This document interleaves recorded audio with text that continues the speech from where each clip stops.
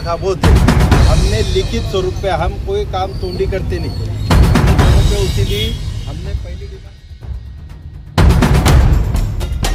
आज आम्ही यावल पोलीस स्टेशनला अप्पर पोलीस अधीक्षक नखाते साहेब, HDPO बडगुजर साहेब आणि आमचे PI दारबळे साहेब यांची भेट घेतली।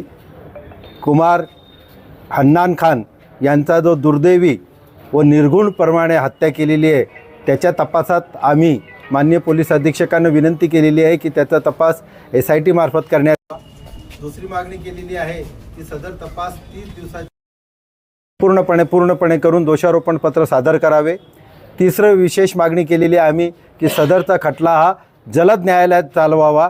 आणि चौथी मागणी ही आहे की यासाठी आम्हाला विशेष सरकारी वकिलाची नियुक्ती करून द्यावी, जे आमच्या आवडीनुसार राहील, जे आम्ही म्हणजे आमचे जे याचे आजोबा आहे ते जे नाव सांगतील त्याची विशेष सरकारी वकील म्हणून नियुक्ती करण्यात यावी, जेणेकरून याचा निकाल लवकरात लवकर लागेल। आणि जे अशी मानसिकता ठेवतात की एका लहान 6 वर्षाच्या बाळाला ज्या निर्गुणप्रमाणे हत्या करतात त्यांना वेळीच थेतलं पाहिजे, वेळीच अशा कृतींना त्यांना आळा बसायला पाहिजे, म्हणून ही आमची मागणी आहे। आणि माननीय पोलीस अधीक्षक अप्पर पोलीस अधीक्षक साहेबांनी आम्हाला सगळ्यांना शब्द दिला की SIT पण होईल, 30 दिवसाच्या आत दोषारोपण पत्र होईल, पण त्याच्यासाठी काही तांत्रिक मुद्दे माननीय पोलीस अधीक्षक यांच्याकडून मला सँक्शन करून घ्यावे लागतील। परंतु मी 100% आपल्या भावनाशी सहमत आहे आणि तपास हा जलद गतीने होईल आणि लवकरात लवकर गुन्हेगाराला शिक्षा होईल व तीही अत्यंत कठोर शिक्षा, जेणेप्रमाणे याच्यात पोक्सोसुद्धा लावण्याचा आम्ही प्रयत्न करतो आहे, कारण लहान मुलगा आहे अशा प्रकारे त्यांनी आश्वासन दिलेलं आहे। आम्ही